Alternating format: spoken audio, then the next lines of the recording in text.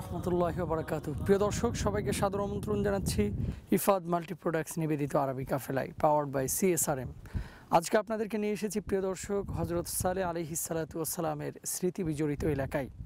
আল্লাহ রাব্বুল আলামিনের বহু নিদর্শন এলাকায় এখনও বিদ্যমান রয়েছে।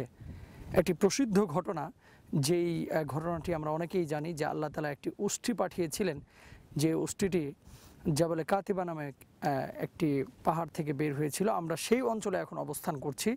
আমরা শেখ সাদিকুর রহমান আজহারের কাছ থেকে এটার তারিখ বা ইতিহাস সম্পর্কে জানবো ইনশাআল্লাহ তাআলা। তো এই মুহূর্তে আমরা আপনাদেরকে শুরুতেই এই পাহাড়টি ঘুরে ঘুরে দেখানোর চেষ্টা করছি।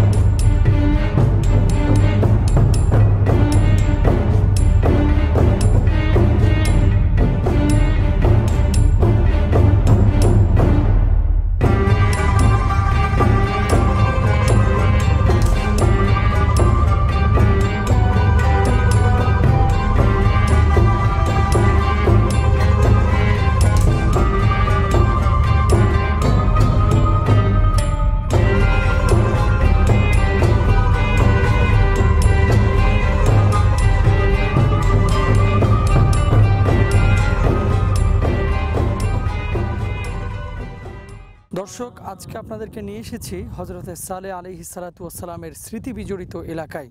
অনেক নিদর্শন এই এলাকায় বিদ্যমান রয়েছে। একটি প্রসিদ্ধ ঘটনা, আল্লাহ রাব্বুল আলামিন পাঠিয়েছিলেন একটি উষ্ট্রি হযরত সালেহ আলাইহিস সালাতু ওয়াস সালামের কওমের কাছে। আমরা এই উষ্ট্রিটি তারিখের কিতাব থেকে জেনেছি যে জাবালে কাতিবা থেকে বের হয়েছিল। আমরা এই অঞ্চলে অবস্থান করছি। আমরা এটার তারিখ সম্পর্কে জানবো ইনশাআল্লাহ তাআলা শেখ সাদিকুর রহমান আল আজহারের কাছ থেকে। আমরা যে এলাকায় অবস্থান করছি মোহতারাম, সালেহ আলাইহিস সালাতু ওয়াস সালামের স্মৃতি বিজড়িত এলাকা, এবং আমরা অনেকগুলো পাহাড় দেখতে পাচ্ছি। এর মধ্য থেকে আল্লাহ তাআলার একটি নিদর্শন, যেখান থেকে উষ্ট্রিটি বের হয়েছিল, জাবালে কাতিবা নামে যে জাবালটি পরিচিত, এ বিষয়ে যদি আমাদেরকে কিছু বলেন। দর্শক, এখন আমরা যে স্থানে দাঁড়িয়ে আছি, ধারণা করা হয় সালেহ আলাইহিস সালাতু ওয়াস সালামের কাছে সামুদ জাতি যখন আল্লাহ পাকের নিদর্শন দেখতে চাইল, উনাকে যখন বিশ্বাস করছিল না তিনি আল্লাহর পক্ষ থেকে প্রদত্ত একজন নবী, রিসালাতের দায়িত্বপ্রাপ্ত একজন নবী, এ কথা যখন তারা বিশ্বাস স্থাপন করেনি, তারা দেখতে চাইল আল্লাহ রাব্বুল আলামিনের পক্ষ থেকে যদি একটি উষ্ট্রি 10 মাস বয়সে গর্ভবতী হয়ে সুঠাম দেহের একটি উষ্ট্রি যদি বের হয়ে আসে একটি পাহাড় থেকে, তাহলে আমরা বিশ্বাস করব নিঃসন্দেহে আপনি আল্লাহ রাব্বুল আলামিনের পক্ষ থেকে একজন নবী। জাবালে আতিকা এটি মাদাইনে সালেহের প্রান্ত ঘেঁষে একটি অঞ্চল। এখানে সালেহ আলাইহিস সালাতু ওয়াস সালামের সাথী সঙ্গী সামুদ জাতির লোকেরা বসবাস করত। প্রত্নতাত্ত্বিকদের তথ্য অনুসারে, ইতিহাসবেত্তাদের মত অনুসারে প্রায় 5 লক্ষাধিক মানুষ এই অঞ্চলে বসবাস করত। হাজার হাজার একর ভূমি এখনো পড়ে আছে, যেখানে এখন কেউ বসবাস করে না।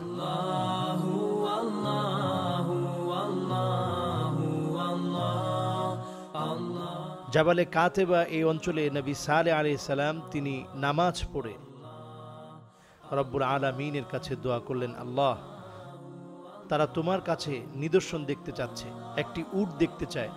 আল্লাহ রব্বুল আলামিন পাথরের মাঝখান থেকে পাথর ফেটে সুঠাম দেহি 10 মাস গর্ভবতী বয়সে, ইমাম ইবনে কাসির রাহিমাহুল্লাহ তিনি রিওয়ায়াত করেছেন যে একটি উট যখন বের হয়ে আসলো, যেটি আল্লাহ রাব্বুল আলামিন কোরআন কারীমে ইরশাদ করেন, হাযিহি নাকাতুল্লাহি লাকুম আয়াহ, আল্লাহ রাব্বুল আলামিনের পক্ষ থেকে একটি নাকা বা উষ্ট্রি আল্লাহ পাকের পক্ষ থেকে একটি নিদর্শন হিসাবে আসলো।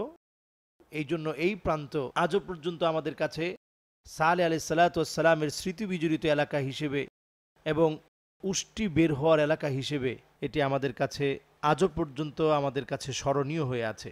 বহু দর্শনার্থীরা এখানে আসে এবং দেখে যায়।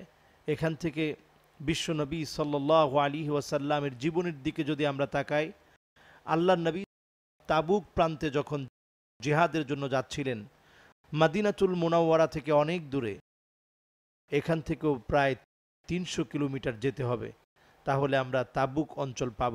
সেই তাবুক প্রান্তরে যাওয়ার আগে রাসূল করিম সাল্লাল্লাহু আলাইহি ওয়াসাল্লাম যখন এখান দিয়ে যাচ্ছিলেন, আল্লাহ নবী সাল্লাল্লাহু আলাইহি সাল্লাম দেখালেন যে এটাই হচ্ছে ফাজ্জুন নাকা, উট চলার পথ। উট এই পথ দিয়ে চলে গিয়ে সে কুয়া আছে, আজও পর্যন্ত সেই কুয়াটি থেকে উট পানি পান করত। যে কুয়াতে পানি পান করত, আল্লাহ নবী বলেছেন শুধুমাত্র এই কুয়া থেকে তোমরা পানি পান করতে পারো, কারণ আল্লাহ পাকের পক্ষ থেকে নবীর নবুয়তের নিদর্শন হিসেবে আল্লাহ পাক একটি উট পাঠিয়েছিলেন।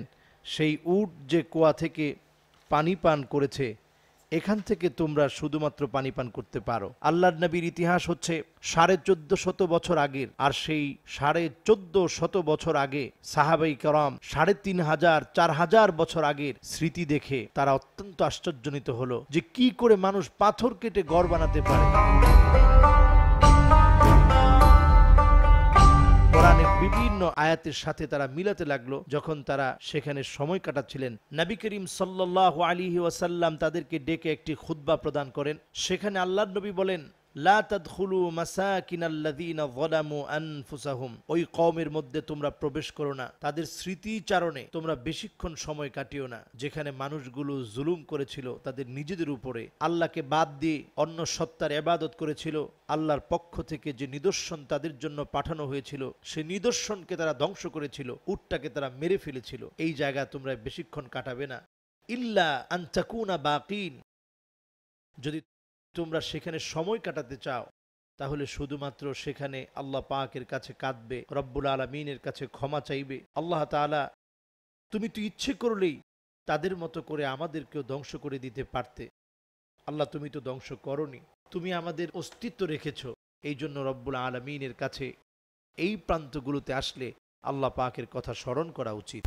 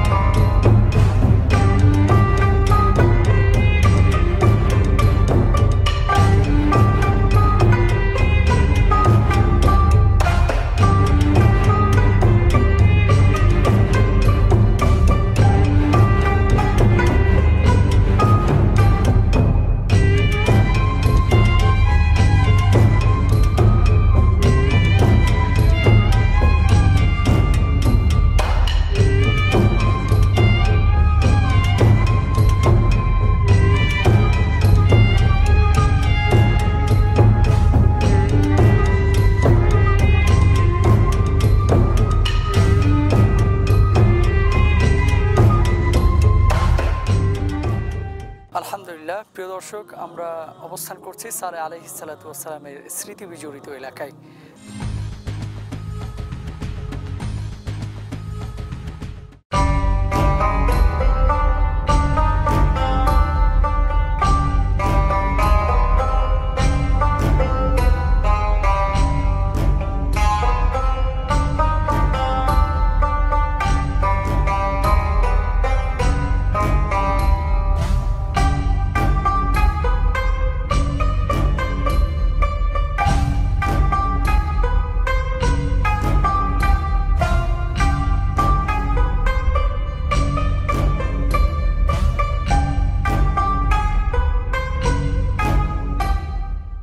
দর্শক, আমরা মোহতারামের কাছে যাচ্ছি। যে মোহতারাম, আমরা তো এই অঞ্চলে অনেক নিদর্শন আল্লাহ তাআলার দেখছি, বড় বড় পাহাড়, জাবাল। তো এই ধরনের নিদর্শনগুলো যখন একজন মানুষ সফর করে দেখতে যাচ্ছে, নবী আম্বিয়া আলাইহিমুস সালাতু ওয়াস সালামরাও তো সফর করেছেন আল্লাহকে চেনার জন্য, এর মাধ্যমে একজন মুমিন কি অর্জন করে এ বিষয়ে যদি বলেন। আল্লাহ রাব্বুল আলামিন কোরআন কারীমে কুল সিরু ফিল আরদ, জমিনে ভ্রমণ করো, এই বিষয় নিয়ে পবিত্র কোরআনে আল্লাহ তাআলা 4টি আয়াত নাজিল করেছেন। জি, তার মধ্যে রব্বুল আলামিন এক আয়াতে ইরশাদ করেন, কুল সিরু ফিল আরদি ফানজুরু কাইফা বাদাআল খালক সুম্মা আল্লাহু ইউনশিউন নাশআতাল আখিরা ইন্নাল্লাহা আলা কুল্লি শাইইন কাদির। আল্লাহ রাব্বুল আলামিন বলছেন, দুনিয়ার মধ্যে তোমরা ভ্রমণ করো, লক্ষ্য করো কিভাবে আমি রব্বুল আলামিন সৃষ্টির সূচনা শুরু করলাম। আবার একটি সময় আসবে যখন এই পৃথিবীর সৃষ্টিগুলোকে আমি আল্লাহ রাব্বুল আলামিন গুটিয়ে ফেলব। আজকের এই প্রান্তে এসে রব্বুল আলামিনের সেই স্মৃতিগুলো মনে পড়ে যাচ্ছে। হাজার হাজার একর জমিতে আল্লাহ রাব্বুল আলামিন এখানে সেই সামুদ জাতির বসবাসী স্থল, এই প্রান্তে আল্লাহ রাব্বুল আলামিন আযাব দিয়েছিলেন। আমরা যখন মিশর ভ্রমণ করেছিলাম সেখানে দেখতে পেয়েছি কারুনকে আল্লাহ রাব্বুল আলামিন মাটির নিচে ডাবিয়ে দিলেন। 55,000 একর জমি মাটির নিচে পতিত হলো। কারণের অস্তিত্ব বিলীন হয়ে গেল। ফেরাউন পানিতে ডুবিয়ে, লোহিত সাগরে ডুবিয়ে আল্লাহ রাব্বুল আলামিন মারলেন। আল্লাহ পাক তার লাশকে নিদর্শন করে রাখলেন। এরপর নমরুদকে পৃথিবী থেকে মুছে দিলেন, সামুদ জাতিকে শেষ করে দিলেন। আদ জাতিকে আল্লাহ রাব্বুল আলামিন শেষ করে দিলেন। তাদের এত মেধা ছিল, আজকে তাদের শিল্প শৈলীর দিকে, তাদের গড়গুলোর দিকে তাকালে বোঝা যায় যে হাজার হাজার বছর আগে, তখন তো তেমন কোনো মেশিন ছিল না, যন্ত্রপাতি ছিল না, ক্রেন ছিল না। এগুলো ব্যবহার না করে পাথর কেটে কেটে, প্রস্তর খণ্ড কেটে কেটে তার ভিতরে তারা গড় বানিয়েছে। নিজেদের আসবাবপত্র রাখার মতো জায়গা তৈরি করেছে। এই সবটুকুন তারা করেছিল শুধুমাত্র দুনিয়াকে অর্জন করার জন্যে।